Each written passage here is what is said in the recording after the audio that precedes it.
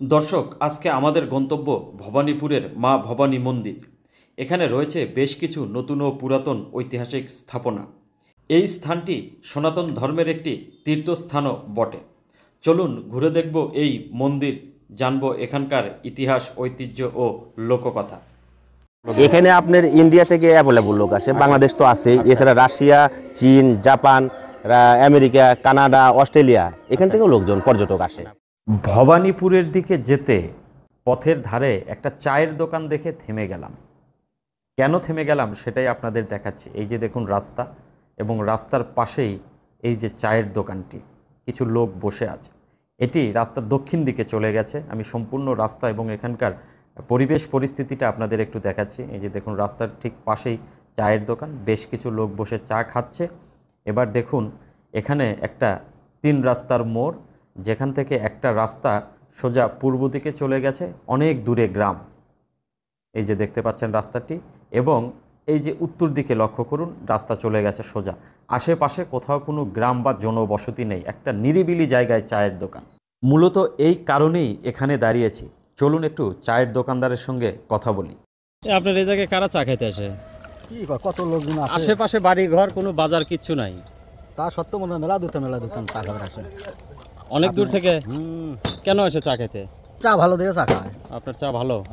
আপনার কয়টা পর্যন্ত খোলা থাকে? এটা সন্ধ্যা 7টা পর্যন্ত। সন্ধ্যা 7টা। সকাল কয়টায় খোলেন? 8টা। সকাল 8টা থেকে সন্ধ্যা 7টা পর্যন্ত খোলা থাকে। এটা কি এই পথচারী লোকজনই দাঁড়ায় নাকি আশেপাশে থেকে লোকজন? আশেপাশে থানা আসে, পথের লোকজন দাঁড়ায়। আপনার এখানে কি কি চা পাওয়া যায়? খালি লাল চাই বর্তমান, লাল চা টি ব্যাগ। লাল চা, শুধু লাল চা, টি ব্যাগ অথবা ডাইরেক্টলি কেটে দিয়ে। ভাই এই জায়গার নাম কি? আজগ্রাম তেঁতুলতলা। আজগ্রাম। এটা কোন ইউনিয়নের মধ্যে? ভবানীপুর ইউনিয়ন। ভবানীপুর ইউনিয়ন। আর উপজেলা শেরপুর, বগুড়া জেলা। বগুড়া জেলা। আপনার সারাদিনে কেমন চা বিক্রি হয় এখানে? মোটামুটি মনে হয় যে 1200-1300 টাকা ইনকাম হয়। মানে এটা কি আপনার খরচ বাদ দিয়ে? না, খরচ বাদ টোটাল বিক্রি হয় 1200-1300 টাকা। 1200-1300 টাকা। কতদিন 2000 টাকা হয় ঠিক নাই? ঠিক নেই, মানে 1000 থেকে 2000 পর্যন্ত। হয়। দোকানে জিনিসপত্র তেমন নেই, শুধু চা তৈরি করতে এবং পান খেতে যে উপাদানগুলো লাগে সেগুলো দিয়েই সাজানো এই ছোট্ট সুন্দর দোকানটি। দর্শক, আমরা চলে এসেছি ভবানীপুরের মা ভবানী মন্দিরে। এটি মন্দিরের গেট। আমরা ভিতরে প্রবেশ করছি। চলুন ভিতরে গিয়ে ঘুরে ঘুরে দেখি মন্দির। ভিতরে প্রবেশ করেই লক্ষ্য করলাম খুব সাজানো গোছানো, পরিষ্কার পরিচ্ছন্ন এবং পরিপাটি এই মন্দিরটি। এখানে বেশ কিছু মন্দির রয়েছে। গেট দিয়ে প্রবেশ করলে প্রথমে আপনারা এই মন্দিরটি দেখতে পাবেন। এখানে পুজোর সময় অনেক হিন্দু ধর্মাবলম্বী লোকজনের সমাগম হয়। এখানে থাকা এবং খাওয়ার পর্যাপ্ত জায়গা এবং ব্যবস্থা রয়েছে। তো চলুন ঘুরে ঘুরে মন্দিরটি দেখি। এই যে সামনে যে মন্দিরটি, এটার ভিতরে কি আছে, তো চলুন ভিতরের দৃশ্যটা একটু দেখে আসি। এটা একটা শিব মন্দির। এখানে এইরকম বেশ কয়েকটি মন্দির আছে। এই যে এখানে একটি মন্দির, এই মন্দিরগুলো পরবর্তীতে নতুন করে তৈরি করা হয়েছে। এই জায়গাটি অনেক পুরনো এবং ঐতিহাসিক জায়গা, এবং এখানে কিছু ঐতিহাসিক ভবনের বা মন্দিরের নিদর্শনও রয়েছে। আমরা ঘুরে ঘুরে সব কিছুই দেখব। মন্দিরে প্রবেশ করলে প্রথমেই সাজানো গোছানো রঙিন চকচকে মন্দিরগুলো সামনে পড়ে। এটাও একটা শিব মন্দির। এই যে দেখুন উপরে লেখা আছে। মন্দিরের ভিতরে কি আছে সেটাও আপনাদের দেখাচ্ছি। এই যে দেখুন, এই মন্দিরটির ঠিক পাশেই পুরাতন মন্দিরের কিছু ধ্বংসাবশেষ রয়ে গেছে, যেটা দেখে বোঝা যাচ্ছে এই ভবানীপুরের মা ভবানীর মন্দির কত পুরনো। যদিও এর সঠিক ইতিহাস সম্পর্কে এখানকার কেউ আমাদের জানাতে পারেনি। এই যে দেখুন, এই যে ভবনটি ছিল তার ইটের গাঁথুনি এবং ইটগুলো দেখে ধারণা করা যায় এটি কত পুরনো একটি স্থাপনা। এই ঐতিহাসিক স্থাপনাটি প্রায় ধ্বংসই হয়ে গেছে। শুধু কিছু দেয়াল এবং কিছু খুঁটি দাঁড়িয়ে আছে জরাজীর্ণ অবস্থায়। এই ধ্বংসপ্রায় দেয়ালগুলোকে জড়িয়ে রেখেছে গাছগাছরা। এই যে দেখুন, এটি একটি দরজা, এবং দরজার উপরের সেই সময়কার কিছু কারুকার্য এখনও দেখা যাচ্ছে। দেখুন সম্পূর্ণ ভবনটির কি অবস্থায় রয়েছে। দেখুন এই যে এখানে একটি গাছ কিভাবে জড়িয়ে রেখেছে দেয়ালের ইটগুলোকে। এটি একটি ঐতিহাসিক স্থাপনা। এখানকার ইতিহাস এবং ঐতিহ্যকে জানতে গেলে এই স্থাপনাগুলোকে সংরক্ষণ করা দরকার, কারণ গবেষণার জন্য এইগুলোরও প্রয়োজন হয়। এই পাশে দেখুন খোলামেলা অনেক জায়গা রয়েছে, এবং এই যে পুরনো ভবনটি দেখালাম, এটা সম্ভবত এই মন্দিরে প্রবেশ পথ ছিল, এটি সম্ভবত দরজা ছিল। শুধু এটাই নয়, এই জায়গায় বেশ কিছু জরাজীর্ণ এবং ধ্বংসপ্রায় ভবন রয়েছে। তার মধ্যে দেখুন এটা আরেকটি, এটা সম্ভবত সংস্কারও করা হয়েছিল যা বোঝা যাচ্ছে। ধর্মীয় উৎসব উদযাপনে আসা লোকজনদের রান্না করে খাওয়ার জন্য এখানে সারি সারি বেশ কয়েকটি চুলাও বসানো আছে।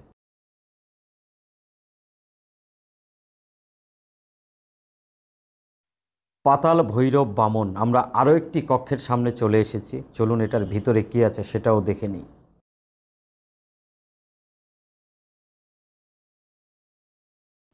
এখানে একটু পরপর বেশ কয়েকটি মন্দির রয়েছে। এই যে গাছের ছায়ায় এখানে আরও একটি মন্দির। চলুন এই মন্দিরটির ভিতরে কি আছে সেটাও দেখে নিই।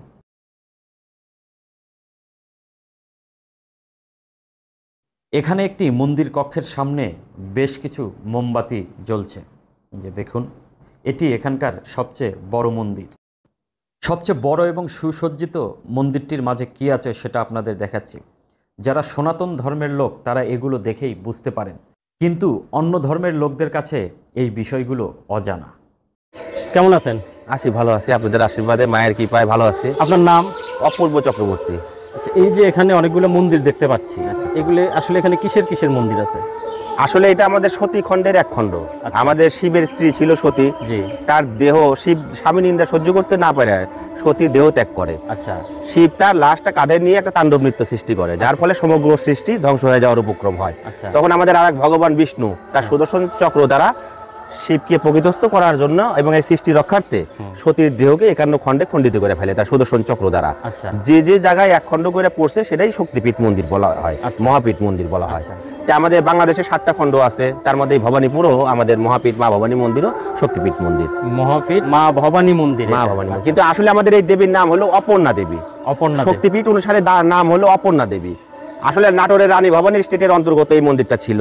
সেই সময় থেকে ভবানী নামটা চলে আসছে বেশি। আচ্ছা। কিন্তু এই শক্তিপীঠের নাম হলো অপর্ণা। অপর্ণা। আচ্ছা, এখানে আপনাদের কি কি ধর্মীয় উৎসব উদযাপন? এখানে আমাদের বৎসরে 4টা বৃহৎ অনুষ্ঠান হয়। একটা হলো শারদীয় দুর্গা পূজা, একটা হলো দীপান্বিতা কালী পূজা, একটা হলো মাঘী পূর্ণিমা উৎসব, আর একটা বাসন্তী পূজা রামনবমী, যেটা কিছুদিন আগে হয়ে গেল বৈশাখ মাসের 4 তারিখে। সবচেয়ে বড় আয়োজন হয় কোনটা? না সবগুলাই? মাঘী পূর্ণিমা এবং রামনবমী সবচেয়ে বিশাল আয়োজন হয় এবং 1.5 লক্ষ লোকের সমাগম ঘটে সেদিন। আচ্ছা, এখানে আমি ওই যে দেখতে পেলাম সম্ভবত এটা পাঠা বলি হয় এখানে। হ্যাঁ, ভক্তরা নিয়ে যেদিন আসবে সেদিনই পাঠা বলি হবে। যে কোনো সময়? ওটার নির্দিষ্ট কোনো টাইম নাই। ধরেন আজকেও একটা বলি হয়েছে। আচ্ছা। এক ভক্ত নিয়ে আসছিল, আজকেও একটা বলি হয়েছে। আচ্ছা, এটা প্রতিষ্ঠিত হয়েছে কতদিন আগে? এটা কেউ বলতে পারবে না, কারণ এটা সত্য যুগের ঘটনা।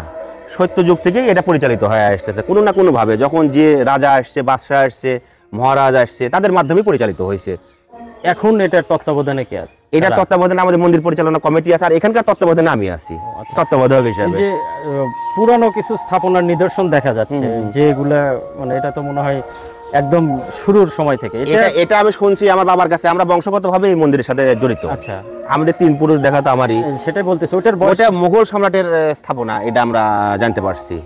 মুঘল সম্রাটের স্থাপনা এইটুকুই আছে, না আর কিছু নাই। এটা আর এই পরবর্তী এগুলো সব ওটার পরবর্তী, ওটা নাকি মন্দির ছিল একসময়। তার পরবর্তীতে এই যে এই জায়গাটায় একটা মন্দির ছিল, এই মন্দিরটা এই জায়গায় ছিল। এই জায়গায় ছিল, এখন আর কিছু নাই। এখন আর এখানে কিছু নাই। 1867 সালে একটা বড় ভূমিকম্প হয়েছিল, ইতিহাস যেটা বলে। 18 মিনিটের একটা ভূমিকম্প হয়েছিল।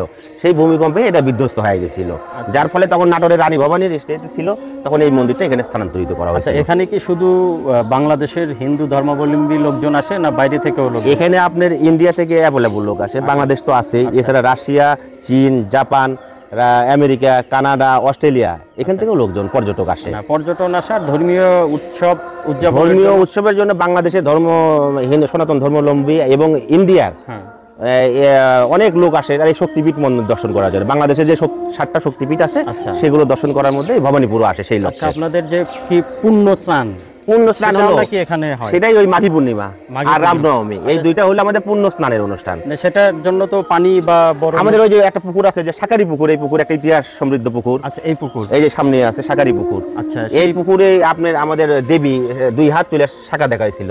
মানে আপনাদের দেবীর নাম?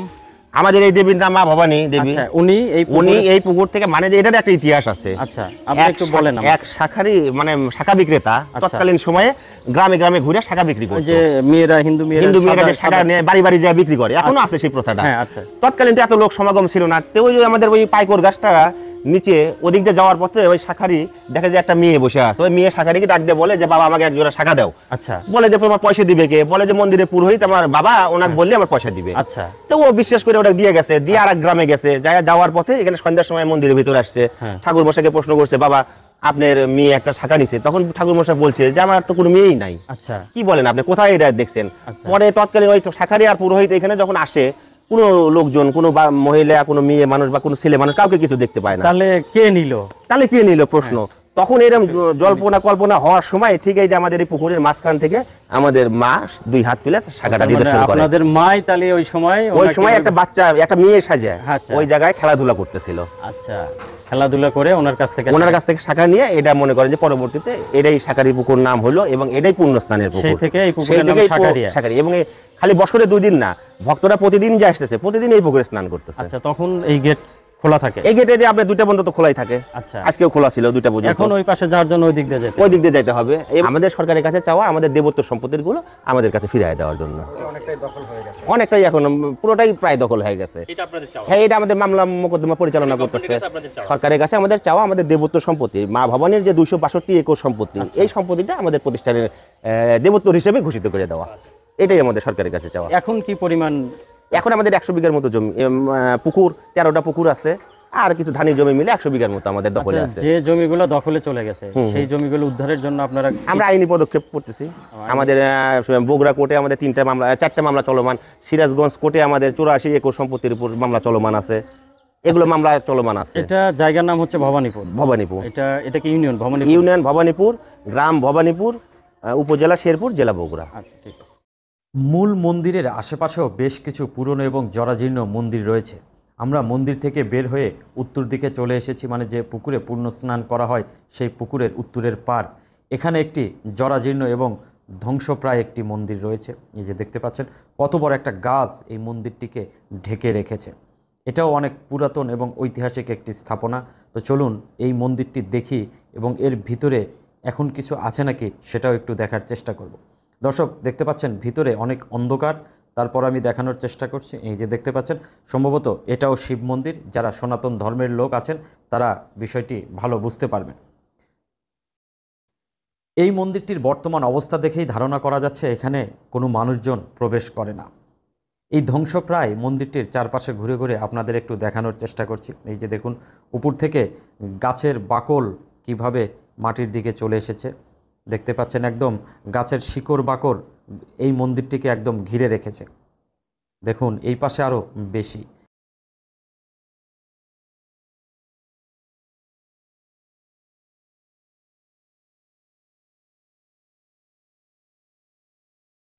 ঐতিহাসিক এই স্থাপনাগুলোর সংরক্ষণ করা খুবই দরকার।